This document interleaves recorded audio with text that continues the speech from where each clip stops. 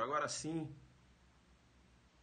você que está na área aí, estava esperando a gente entrar, né, para essa aulinha aqui. Tem uma galera jogando duro aí? Bacana. Então o que que acontece? Você já vai entrando aí e já vai convidando os seus seguidores, os seus amigos, né? Isso, vai lá, já convida. Beleza? Bomba aí de coraçõezinhos. Esse tipo de aula, como eu sempre falei para vocês, desde 2016, né? Desde 2016 que eu faço essas aulas aqui no Periscope e joga duro, né? Desde 2016, sempre jogo duro, né? Mais de 800 vídeos no YouTube. Mais de 800 vídeos no YouTube, beleza? Tinha uma época que eu entrava direto, agora eu tenho ficado um pouco mais devagar. Mas nem por isso eu deixo de entrar aqui para jogar duro com vocês. Tá, eu vou jogar duro com vocês porque é o seguinte, o que acontece? O pessoal que vai no aulão de sábado, eu preciso que me ajude. Eu preciso que me ajude. Te ajude como, professor? Eu preciso que você já chegue no aulão sabendo, né? Então não adianta, eu tenho algumas questões de culpabilidade lá no aulão e o aluno, né, estou falando lá de embriaguez fortuita, acidental, o cara tá potencial conhecimento de estudo fato, eu estou falando lá de imputabilidade, o cara não sabe aonde ele está, aí fica me olhando com aquela cara, beleza? Bem, o que eu vou fazer? Eu vou falar rápido aqui acerca das pegadinhas. Bem, a galera de delegado, né? Eu sei que tem uma galera de delegado aí me seguindo que está na área. E eu tenho que falar para vocês, veja, que eu não vou dar uma aula de culpabilidade, né? Uma aula de culpabilidade demandaria aí de 3 horas e meia, 4 horas, né? Para a gente aprofundar, não é isso? Falar lá acerca, professor, você vai falar acerca das pegadinhas na evolução da culpabilidade, falando lá da teoria psicológica, teoria normativa ou psicológico-normativa, né? O senhor vai falar da teoria pura, normativa pura, da culpabilidade, né, também chamada de extrema ou estrita. Bem, eu não vou falar sobre isso, não vou mergulhar aqui nas teorias, porque eu até coloquei aí na live acerca das pegadinhas a nível escrivão e agente, beleza? Posso até falar um pouquinho em apertada síntese em relação à evolução da culpabilidade, tranquilo? Então, veja, quando você fala de evolução da culpabilidade, o pessoal de delegado na área aí, dentro de uma concepção clássica, você tem a teoria psicológica. A teoria psicológica ela é fundada na imputabilidade do agente. Não é isso? É a teoria psicológica. Para a teoria psicológica, lá na culpabilidade, eu tenho a imputabilidade, né, que é o vínculo psicológico. E também tenho a dolo e culpa. Esse dolo, na teoria psicológica, é um dolo normativo, né? E o pessoal chama dolo colorido. É isso? Teoria psicológica. Tá, aí dentro da evolução da culpabilidade, eu tenho a teoria normativa, né? Ou psicológico-normativa. O que vem a ser essa teoria? Essa teoria diz o seguinte, olha, nada de trabalhar só com vínculo psicológico, não. As circunstâncias fáticas devem ser analisadas.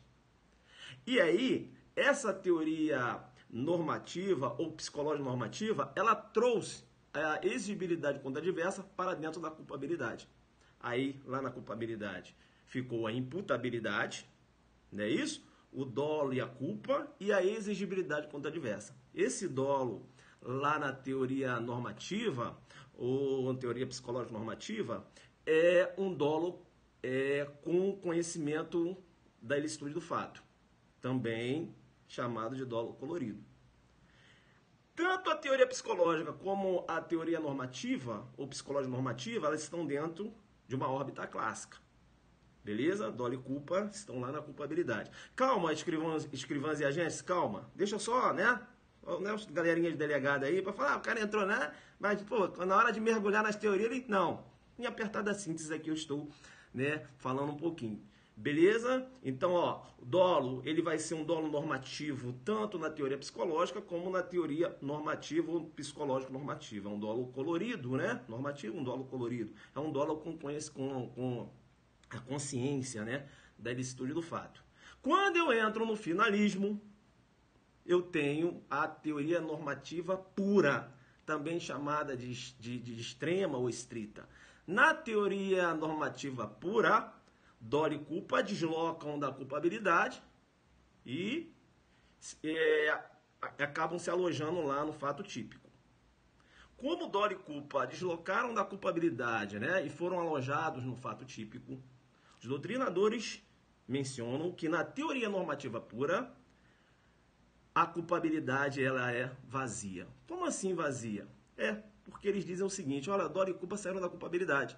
É um vazia, veja, é um vazia não vazia, para falar a verdade. Fala culpabilidade vazia porque dolo e culpa saíram de lá. Mas veja, na culpabilidade permaneceram a imputabilidade, a consciência da licitude do fato passa a ser um potencial conhecimento da licitude de fato e entra o terceiro elemento, que é a exigibilidade contra adversa. Beleza, galera de delegado? Um pouquinho da evolução da culpabilidade. Vem pra cá agora. Calma, galera de agente escrivão, calma. Isso aí é uma pegada a mais pra uma galera de delegado tá na área aí, só pra, né, ter uma noção. Professor, vai cair isso na prova do PCDF? Não. Eles não vão cobrar a evolução da culpabilidade. Né? Eu quis falar um pouquinho aqui acerca dessas três teorias. Né? E só para o galera delegado, lá na teoria normativa pura, o dolo é neutro. Tá? É um dolo natural. Beleza? É um dolo sem a consciência da licitude do fato.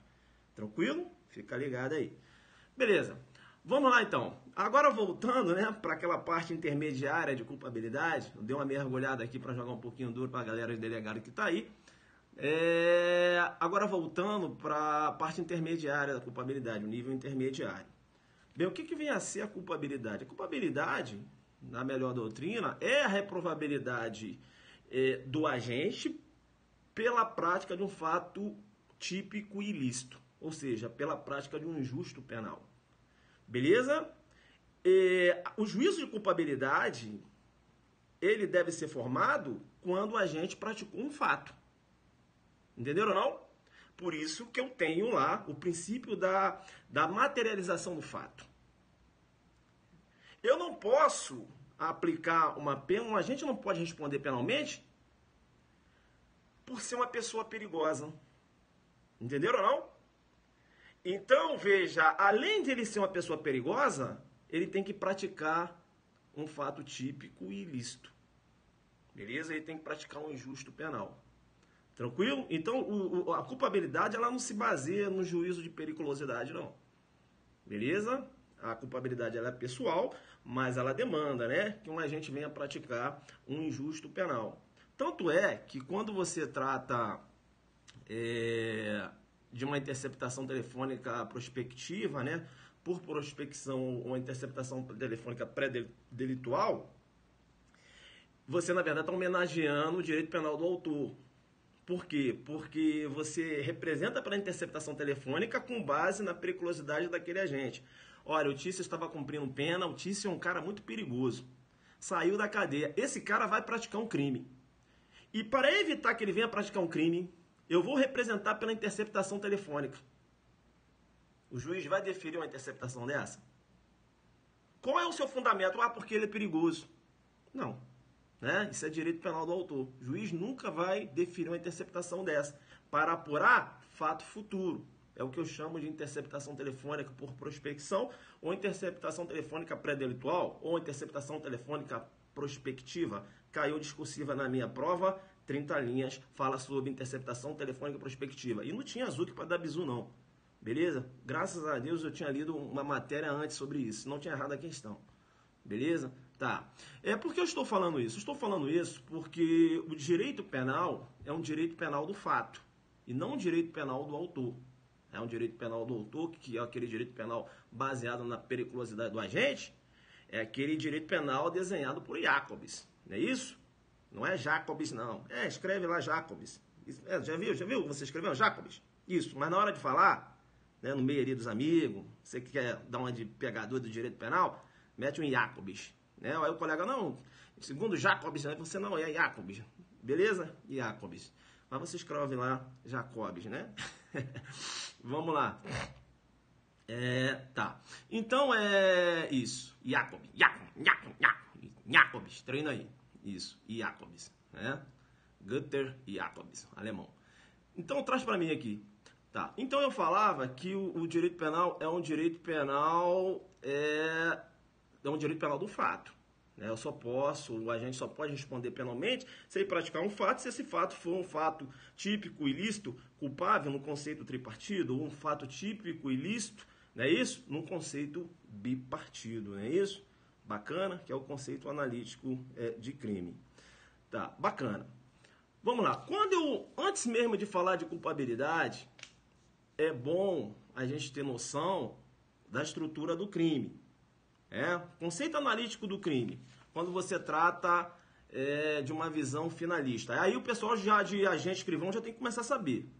Já caiu já na prova. Qual o conceito analítico de crime numa visão finalista? Crime, no conceito bipartido. Crime é fato típico antijurídico, sendo a culpabilidade pressuposto da pena. Quando eu falo finalismo, é porque dolo e culpa estão no fato típico. Concorda comigo? Sim ou não? Falei finalismo. Finalismo, dolo e culpa estão aonde? No fato típico. Beleza? Que vai começar a primeira pegadinha que pode cair na prova de agente escrivão. Que eu vou falar agora qual é. Beleza. No conceito analítico. No finalismo eu posso ter... Vamos lá. Vamos prestar atenção aqui, né? Pode afirmar que o juiz tem discricionalidade para autorizar, mestre, se o agente for perigoso. Não entendi nada que o guerreiro falou. Posso continuar aqui, sim ou não? Posso continuar. Vem a primeira pegadinha. Agora já entrei no nível de escrivão e agente. Beleza? Dei aqui, falei algumas coisas que você ficou perdido, mas a galera do delegado pegou. Que eles sabem o que eu estou falando quando eu falo de teoria psicológica, teoria normativa ou psicológico normativo. Quando eu falo de teoria pura, culpabilidade, o pessoal do delegado tá ligado. Agora eu estou aqui no nível de escrivão e agente, e quando eu trato aqui de finalismo, né, ou concepção clássica, isso aqui já começa, né, a cair aí para escrivão e agente, vem caindo, então fica ligado. Aí eu falei que no finalismo, no conceito analítico, você pode ter conceito analítico também na visão clássica, mas vamos aqui falar do finalismo.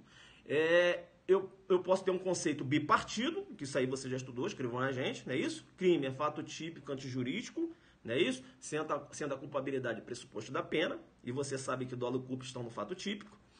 Eu posso ter um conceito tripartido, crime é fato típico, antijurídico, culpável, não é isso?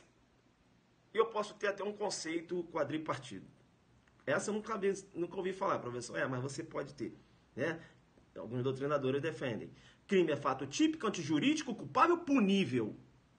Além né, do agente ter culpabilidade, aquele fato tem que ser punível. Então, para essa teoria, esse conceito quadripartido, um fato prescrito não tem mais a roupagem de crime. Porque se eu tenho a prescrição, esse fato não é punível. O conceito quadripartido. Beleza? Tranquilo. Tá, vem a primeira pegadinha. Se eu falei para vocês que quando eu falo de teoria clássica, dolo e culpa estão na culpabilidade. Beleza? Dolo e culpa estão na culpabilidade. Quando eu falo de finalismo, dolo e culpa estão no fato típico. No finalismo, eu posso adotar o conceito tripartido e o conceito bipartido. No finalismo, dolo e culpa estão onde? No fato típico. A pergunta que se faz é o seguinte: eu posso, numa visão clássica, adotar um conceito analítico de crime bipartido? No finalismo eu já falei que pode. E numa visão clássica? Poderia? E aí? É a primeira. Considerando a concepção clássica, caindo aí, PCDF. Considerando a concepção clássica, num conceito analítico de crime, é possível a adoção do conceito bipartido. Crime é fato típico antijurídico, sendo a culpabilidade pressuposto da pena. Eu posso? Olha aqui para mim. A responsabilidade penal ela não é subjetiva? Sim ou não? O agente só não responde se agir com dolo e culpa? Quem concorda comigo? Coloca aí. O agente só não responde se ele agir com dolo e culpa? Coloca aí. Isso. Vem cá. No conceito, quando eu falo de, vai lá, concepção clássica, quando eu falo de teoria clássica, dolo e culpa estão aonde? Dolo e culpa estão aonde? Concepção clássica. Dolo e culpa estão aonde? Na culpabilidade. Isso. Isso. Se dolo e culpa estão na culpabilidade, se dolo e culpa estão na culpabilidade, isso. Se dolo e culpa estão na culpabilidade, desce pra cá. Eu posso adotar, na visão clássica, na teoria clássica, eu posso ter um conceito bipartido? Crime é fato típico antijurídico? Sendo a culpabilidade pressuposto da pena? Não! Não por quê? Porque quando eu falo de teoria clássica e dolo e culpa estão na culpabilidade, eu não posso adotar conceito bipartido. Porque se eu adoto conceito bipartido, o dolo e culpa saem da estrutura do crime. Como um agente vai responder por um crime? Veja, se não agiu com dolo e culpa, você não tem os elementos dolo e culpa na estrutura do crime. Entendeu ou não? Essa é a pegadinha mais pesada. Beleza? Agora a gente vai para as mais fáceis. Tranquilo? Deu para entender? Então, professor, peraí. Na teoria clássica, eu só posso adotar um conceito analítico de crime. Eu posso adotar qual? O tripartido. Por quê? O tripartido, dolo e culpa estão na culpabilidade. Não estão? Estão. Então, na estrutura do crime, eu vou ter dolo e culpa. Estão na culpabilidade, sim, mas eu tenho dolo e culpa. Então, eu posso. Deu para pegar quem, né? É um nível escrivão, agente, um pouquinho, né? Um delegado puxando um pouquinho para escrivão e agente. Pode cair na sua prova. Beleza? Então fica ligado aí, né? A teoria clássica só pode adotar um conceito tripartido. Porque a teoria clássica entende que dolo e culpa estão na culpabilidade. Beleza, então pode adotar. Teoria clássica não pode adotar um conceito bipartido. Por quê? Porque bipartido, a culpabilidade sai da estrutura do crime. Aí na área aí, professor Rouba Sumariva, né? Sumariva, joga duro aí. De vez em quando ele participa aí dos aulões adelante. Joga duro com o livro aí. Melhor livro de criminologia na área. Deu para entender? Deu para entender? Esse é um jogo mais duro, né? Claro, eu né, tô partindo do pressuposto que você está estudando. Beleza? Deu para entender aí, galera? Professor, então vamos lá. Qual é a conclusão? Conclusão. Finalismo. Eu posso adotar um conceito tripartido? Posso. Por quê? Estrutura do crime. Crime é fato típico, antijurídico, culpável. Sendo que dolo e culpa estão no fato típico. Beleza. Eu posso adotar um conceito bipartido? Posso. Por quê? Crime é fato típico, antijurídico. Culpabilidade é pressuposto da pena? Sim. Mas o dolo e culpa estão no fato típico. Entenderam? Deu para entender essa? Vamos jogar duro, vamos jogar duro. Deu para pegar? Então, veja, deu para entender? Bacana? Então, se cair na sua prova, ele trabalhando com, porque ele pode cobrar, né?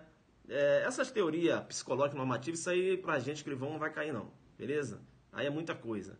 Mas ele pode cobrar essa questão, né? De saber onde dolo e culpa se encontram alojados, na teoria clássica ou na teoria finalista, onde eles se encontram alojados, entendeu? Aí você tem que saber. Isso aí é coisa já intermediária. Beleza? Agora, a questão de teoria psicológica, psicológica normativa, teoria pura da culpabilidade, é mais para delegado. A gente vai fazer uma aula depois acerca de pegadinhas em cima dessa teoria aí. Agora eu estou fazendo para escrivão e agente.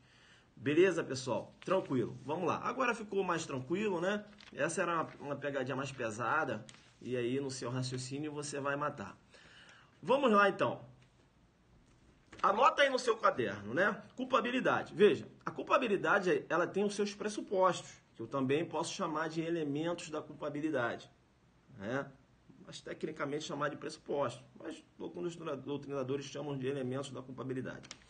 O primeiro elemento da culpabilidade, coloca aí, primeiro pressuposto, o elemento da culpabilidade, coloca aí, é a imputabilidade. O que é a imputabilidade? É a capacidade de entender o caráter ilícito do fato, é isso? Ou determinar-se de acordo com esse entendimento. Colocou aí? Coloca aí, fala, professor, coloquei o primeiro pressuposto. Imputabilidade, escrevi aqui. Bem, agora, embaixo desse pressuposto, você vai escrever assim, ó, fatores de exclusão. Bacana? Colocou? né? Colocou lá imputabilidade. Aí embaixo coloca fatores de exclusão. Agora eu vou falar para você o que exclui a imputabilidade. Beleza? Anota aí. Repete. Eu falei, estou falando aqui dos elementos. Eu falei, escreve aí. Primeiro elemento, imputabilidade. Colocou em cima, imputabilidade. Aí embaixo, vai escrever fatores de exclusão. Aí eu vou dizer agora quais são os fatores, né? Quais são as causas que excluem a imputabilidade. Posso falar sim ou não? E eu vou explicar para vocês.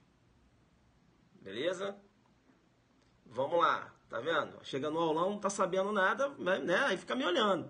Porque pá. Vamos lá, então. Doença mental. Colocou doença mental? Vou fazer duas observações aqui. Doença mental. Colocou? Doença mental. Sim. Aí você coloca uma setinha em doença mental e coloca assim, né? Equipara-se a doença mental, coloca aí, embriaguez patológica. Né?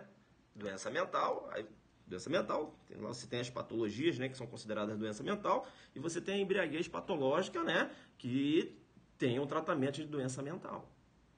Então, quando eu falo de embriaguez patológica, eu vou aplicar o 26. Deu para entender?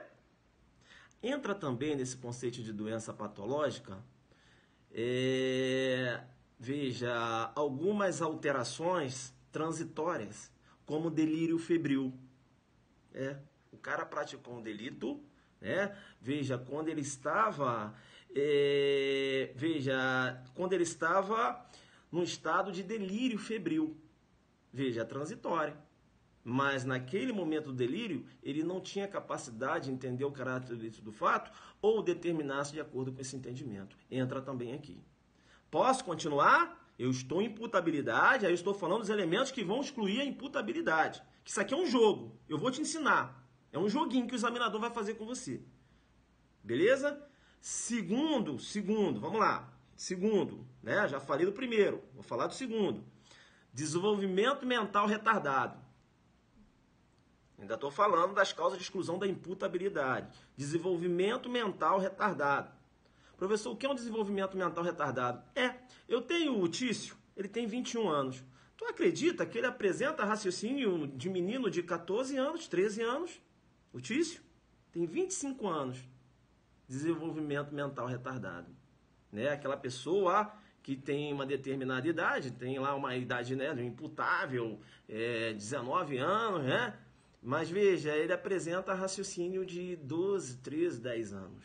Desenvolvimento mental retardado. Bacana? Coloca aí. Mais um. Desenvolvimento mental incompleto. Professor, o que seria? Me dá um exemplo aí de desenvolvimento mental incompleto. O menor de 18 anos. Desenvolvimento mental incompleto. Bacana? Teria mais algum caso, professor, de desenvolvimento mental incompleto que poderia entrar aí? O índio também entra. Agora, em relação ao índio, eu vou te chamar no Perceba. Porque em relação ao índio é feito um exame, né? Um exame antropológico. Porque se esse índio ele é integrado à sociedade, ele não é considerado, né, inimputável. Ou seja, o índio, por si só, ele não tem um desenvolvimento mental incompleto, não. Depende do índio. O índio que é integrado à sociedade, ele é imputável, responde penalmente. Se o laudo mencionar que esse índio é integrado à sociedade, ele responde penalmente. Agora, eu posso ter um índio que ele é semi-integrado à sociedade. Sabe algumas coisas da sociedade, outras não. Então, ele vive na oca, né, e vive na sociedade. Então, ele não tem muito... Aí, ele é considerado um semi-imputável. Beleza? Agora, eu posso ter um índio que nunca veio para a sociedade, né? Nunca esteve aqui no meio dos brancos, né, eu diria. Esse índio, sim. Esse índio, mediante o exame antropológico, esse índio ele pode ser considerado aí inimputável. Né? Aí o Guerreiro está falando de valoração paralela na esfera do profano, que isso aí é lá no erro de proibição. Calma, Guerreiro. Estou falando aqui de imputabilidade, que não tem nada a ver com valoração paralela na esfera do profano. Beleza? É outra situação. Né? Tem que falar, né? Calma. Isso é critério de aferição, de potencial conhecimento de estudo do fato. É outra situação. Volta para cá. Né? Volta para cá. Estou de imputabilidade. Deu para anotar essa questão do índio? Deu para anotar a questão do índio? Então, aquele índio que não é integrado à sociedade, ele é considerado, veja, ele não tem o desenvolvimento mental, ele tem um desenvolvimento mental incompleto. Ou seja, não seria completo. Então, ele entra aqui junto com o menor. Beleza? Vamos continuar. Agora presta atenção. Mais uma causa que vai excluir a imputabilidade. Mais uma causa. Marca aí. Embriaguez, agora fica ligado no que eu vou falar. Embriaguez fortuita, né? Também chamada embriaguez acidental ou fortuita.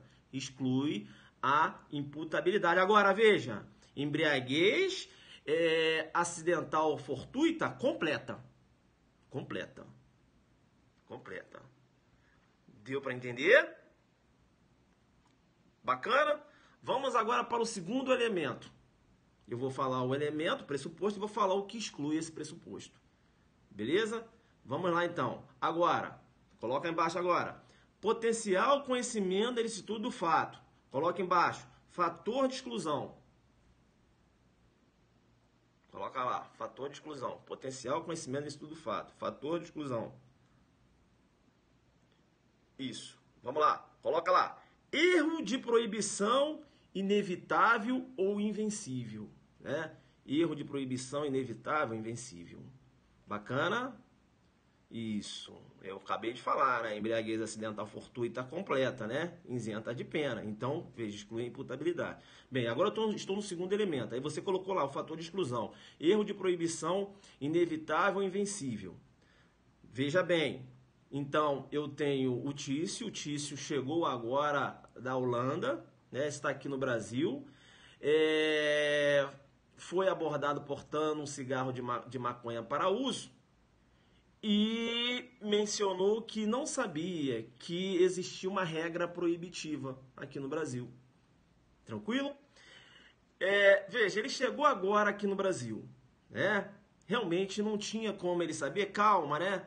Aí o guerreiro ali está falando. Se eu estou falando que vai excluir que é embriaguez acidental ou fortuita completa, é porque incompleta não exclui. Concorda comigo? Aí eu vou depender, né, de você raciocinar comigo, senão a gente não consegue andar. Aí é questão de lógica, né? Eu falei completa, quer dizer, a incompleta não exclui, você já estudou, você sabe que tem redução de pena lá. Beleza? Você sabe que tem redução de pena. Né? Da embriaguez acidental ou fortuita, quando ela não é completa, eu tenho uma redução de pena. O que menciona lá o artigo o 28, não é isso? E parágrafo 1º, né? E isso está lá no código, né? Reduz de quanto? Reduz de quanto? Reduz de quanto? Manda aí, você que está afiado. Quando a embriaguez acidental ou completa, o agente é isento de pena. Se eu tenho uma embriaguez incompleta, acidental ou fortuita, não é isso? Isso, de 1 a 2 terços. De 1 a 2 terços. Aí colocou um sexto aí, né? Beleza? Vamos voltar aqui então, que agora eu vou falar do terceiro elemento, que agora a gente vai fazer o joguinho aqui. Beleza? Que você não vai mais errar em prova. Terceiro elemento que exclui... O terceiro elemento da culpabilidade. Exigibilidade de conduta adversa. Coloca aí. Exigibilidade de conduta adversa. Colocou? Coloca embaixo. Fator de exclusão. Coação moral irresistível e obediência hierárquica à ordem não manifestamente ilegal. Colocou lá? Fator de exclusão. Né? Isso. Coação moral irresistível e obediência hierárquica à ordem não manifestamente ilegal. Bem, olha só. Olha o jogo. Olha só. Eu tenho, então, os elementos que estão segurando a culpabilidade. Quais são os elementos? A imputabilidade está segurando a culpabilidade. Eu tenho o potencial conhecimento da ilicitude do fato, né? E eu tenho aqui a exigibilidade de conduta adversa. São 3 colunas. Se essas colunas forem afetadas por esses fatores que eu falei agora, essas colunas, veja, ela acaba cedendo. E se ela cede, a culpabilidade cai. O agente não pode ser punido. Deu para entender? Então, eu tenho 3 colunas aqui. Beleza? Tranquilo? E você sabe o que pode fazer cada uma dessas colunas cair. E é aqui que o examinador vai te pegar. Deu para entender isso? É porque aqui eu não estou com quadro, então fica difícil. Então eu tenho 3 estruturas, segurando a culpabilidade. A imputabilidade, o potencial conhecimento da licitude do fato e a exigibilidade contra adversa. Estão segurando a culpabilidade. Eu sei dos fatores que podem, afetar essas colunas. Eu sei que a doença mental, ela pode afetar a coluna da imputabilidade, fazendo com que essa coluna caia. Se essa coluna cair, a culpabilidade cai, o agente não é punido. Eu sei que o desenvolvimento mental retardado pode atingir uma das 3 colunas. Quais? Qual a coluna? A coluna da imputabilidade. E essa coluna cai e o agente também não é punido. Eu sei que a embriaguez acidental ou fortuita, quando completa, pode afetar uma dessas colunas. Qual a coluna? Da imputabilidade. Derruba a imputabilidade, a culpabilidade cai. Deu para entender? O que o examinador vai fazer na sua prova? Ele sabe que você estudou o basicão. Isso ele sabe. E ele sabe que, por ocasião do basicão, você tem conhecimento que a culpabilidade ela pode ser excluída, por exemplo, se o agente é inimputável. Entenderam ou não? Ele sabe disso. Bacana? Tranquilo? Ele sabe, por exemplo, que o erro de proibição, ele sabe que você sabe que o erro de proibição invencível, inevitável, exclui a culpabilidade. Ele sabe disso. Esse é o básico. Aí ele vai começar a armar as pegadinhas para você, ou seja, ele vai trabalhar com esses fatores que excluem esses pressupostos. É aqui que ele vai trabalhar. Aí ele vai fazer a seguinte pergunta para você. Eu aqui fiz diversas perguntas em cima do que eu expliquei agora. E a gente começa a trabalhar. Veja bem. Primeira pergunta que eu vou fazer, com base no que eu acabei de explicar para vocês, inclusive, vamos lá então. Beleza? Acerca da culpabilidade. Primeira pergunta. Ó, o examinador com uma pegadinha. Veja, no Estado democrático do direito, aí, ó, adota-se o direito penal do autor. Certo ou errado? No Estado democrático de direito, adota-se o direito penal do autor. Aí ele coloca assim, O agente deve ser punido com base na sua periculosidade. Errado.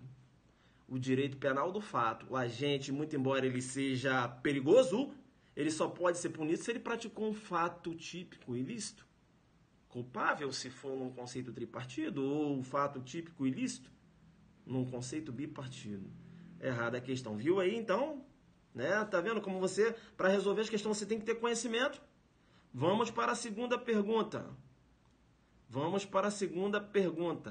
Na concepção finalista, já estou indo para a segunda. Pô, professor, caramba, essa questão, Vamos lá. Na concepção finalista, dolo e culpa estão alojados na culpabilidade. E aí? Na concepção finalista, dolo e culpa estão alojados na culpabilidade.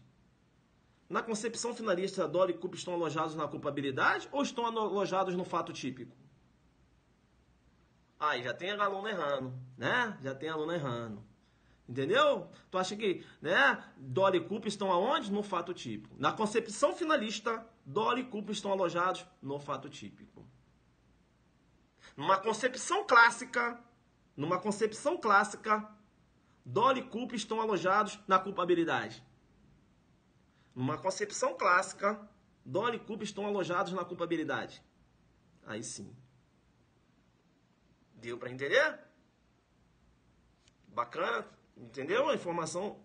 Isso. Concepção clássica, dolo e culpa estão na culpabilidade. Aí correto.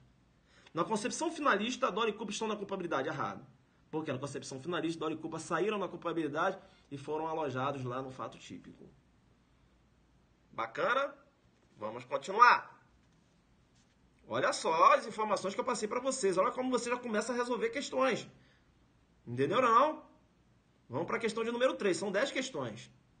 São 10 questões. Posso continuar sim ou não? Posso continuar sim ou não?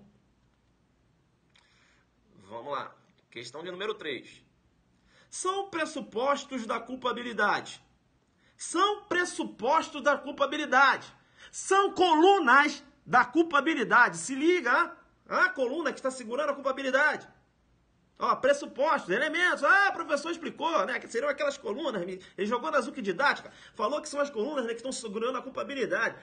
Se cai uma coluna, a culpabilidade cai. A gente não pode receber uma pena se ele não tem culpabilidade. São pressupostos da culpabilidade. Ou pode aparecer na sua prova, são elementos da culpabilidade. Ele está falando dos pressupostos. Imputabilidade. Sim ou não? Imputabilidade, sim ou não? Imputabilidade, sim ou não? Eu falei imputabilidade, dizendo que imputabilidade era uma coluna. Falei. E falei dos elementos que excluem. Falei, sim ou não? Vamos lá. Imputabilidade. Imputabilidade, sim. Imputabilidade. Vamos lá. Tá caindo. Aí tem que assistir depois. Vamos lá. São 10 itens. Vão comigo. Sim. Bacana.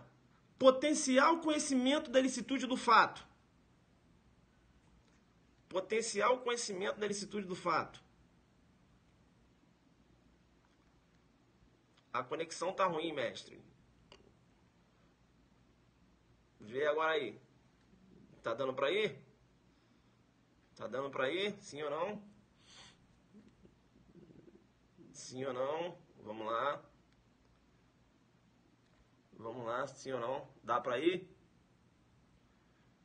Eu queria resolver essas 10 questões aí. Vocês estão gostando aí das pegadinhas? Viu como você vai resolvendo essas questões